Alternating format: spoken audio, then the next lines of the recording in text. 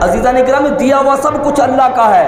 ये ज़िंदगी दी हुई उसी की, जान हुई दी हुई उसी की। और फरमाया कि ये तुम्हें मैंने जो दिया, नमाज पढ़ने की तौफीक दी, रोज़ा रखने की तौफीक दी, मैंने तुम्हें फितरा देने की तौफीक दी। फरमाया कि जब ये तुम्हें मिल गया तो अब उसका क्या करो, उसका शुक्रिया अदा करो।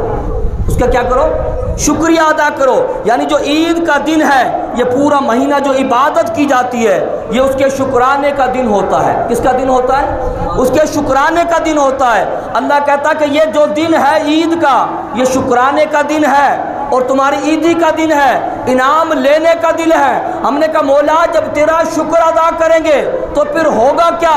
अल्लाह फरमाता लाइन शकरतुम लाज़ीदन्नकुम। अल्लाह फरमाता जो मेरा शुक्र अदा करता है मैं उसकी नेमतें और भी बढ़ा दिया करता हूँ।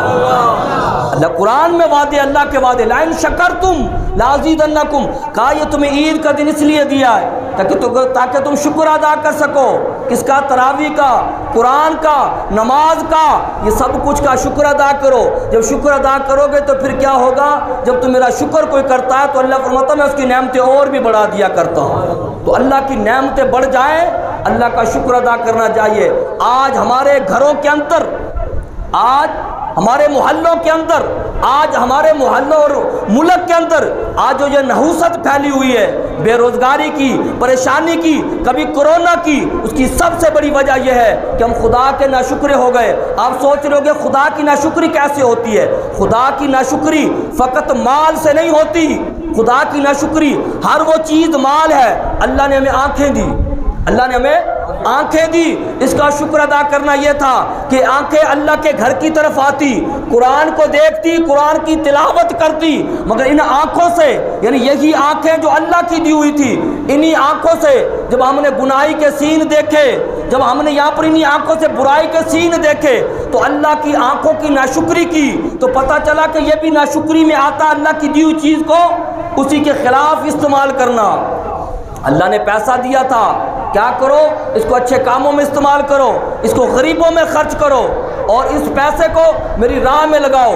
इसी पैसे से जब हमने बुराई की, बेहयाई की और इसी पैसे से बुरे काम किए और इसी पैसे से हमने किसी पर गलत केस किया, इसी पैसे से हमने किसी का नाजायज़ हक मारा, तो पता चला कि ये पैसा दिया हुआ अल्लाह की नेमत थी। अल्लाह की नाशुक्री करना शुरू कर दी। हमें ज़िंदगी दी थी अल्लाह ने, होना तो ये चाहिए था तंदुरुस्ती को देख कर अल्लाह का शुक्र अदा किया जाता, मगर हमने अल्लाह का शुक्र अदा नहीं किया। अल्लाह की बारगाह में नहीं झुके, बल्कि इसी तंदुरुस्ती को, इसी सेहत को हमने अल्लाह ताला की नाफरमानी में लगाया। अल्लाह की शरीयत पर चलने के बजाय अल्लाह की शरीयत की खिलाफ वर्जी की, तो फिर क्या होता है?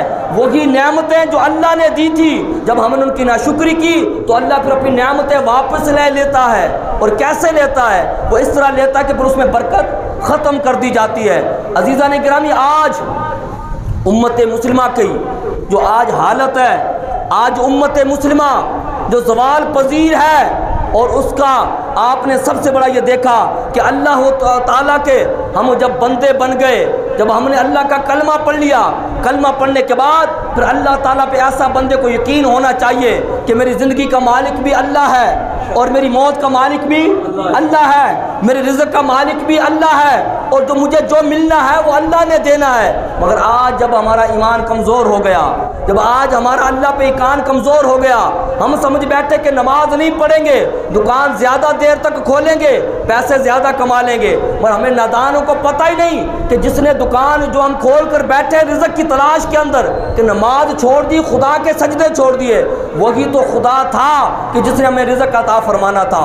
आप चाहे दुकान को 24 घंटे खोल के रखें, वो रोज़ी देने वाला वो अल्लाह है। जब उसी ने कहा आ जाओ नमाज की तरफ, अल्लाहु अकबर, कि मैं सबसे बड़ा हूँ, और बंदा खुद ऐलान करता है कि अल्लाह सबसे बड़ा है, ये सुनता भी है, और फिर भी उसके बावजूद भी अल्लाह से जब दूर होता है तो फिर ये इस तरह के हालात पैदा होते हैं कि अपनी दुकानों से भगाया जा रहा है, अपने शहरों से आपको वहाँ दौड़ाया जाता है, आपकी अपनी हलाल रोज़ी कमाते हुए आपको दूर भगा दिया जाता है। तो बताइए, अब भी तो हम बर्दाश्त कर रहे हैं। काश कि ये दुकानें, काश कि ये मार्केटें अल्लाह की रज़ा के लिए हमने बंद की होती, काश कि हमने अपने काम अल्लाह की रज़ा के लिए छोड़े होते तो आज ये हालात पैदा ना होते। और आज आप देखिए कि मस्जिदों के अंदर आपकी मस्जिदें पिछले साल बंद कर दी गई। अभी भी एहतिकाफ के हवाले से पंजाब के अंदर पाबंदियाँ लगा दी गई। क़यामत का दिन होगा, सारी दुनिया समेट दी जाएगी।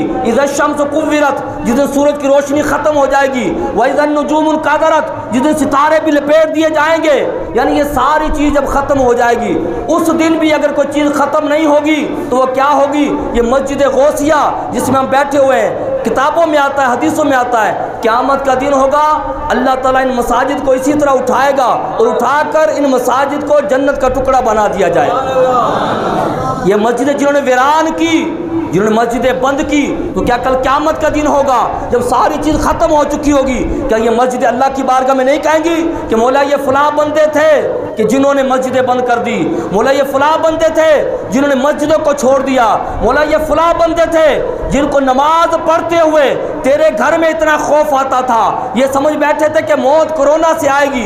अजीज़ा ने कभी मौत का देने वाला अल्लाह की ज़ात है। और ये इतना बड़ा फितना कि आज हमारी पाकिस्तान की 95% से ज़्यादा आबादी और लोग और हुक्मरान कोरोना की तरफ हाथ बांध कर खड़े हुए हैं। जिन्होंने हाथ मिलाना छोड़ दिया, जिन्होंने मस्जिदों में आना छोड़ दिया, जिन्होंने बाजार पे जाना छोड़ दिया, जिन्होंने सारी अपनी ज़िंदगी को बदल दिया। हालांकि पता नहीं वो कोरोना है भी या नहीं, पता नहीं वो फितना है या क्या है। अजीज़ निगरामी, अगर वो है भी तो फिर मैं आपसे पूछता, बताइए अगर कोरोना ना हो तो क्या फिर मौत नहीं आनी? कोरोना ना हो तो क्या बंदे को मौत नहीं आनी? तो फिर आज अगर आनी है मौत तो फिर उससे पता चला कि मौत तो आनी है। तो आज हमने मस्जिदें वीरान कर दी, अल्लाह के घर वीरान कर दिए। अज़ीज़ निगरामी, आज हकीकत में आपको बात बताता चलूँ, हमारा रब रसूल पर यकीन ख़त्म हो गया। आज हमारा रब रसूल पर ईमान ख़त्म हो गया। अगर मुसलमानों का रब रसूल पर ईमान होता तो आज मुसलमानों को ये हाल ना होता।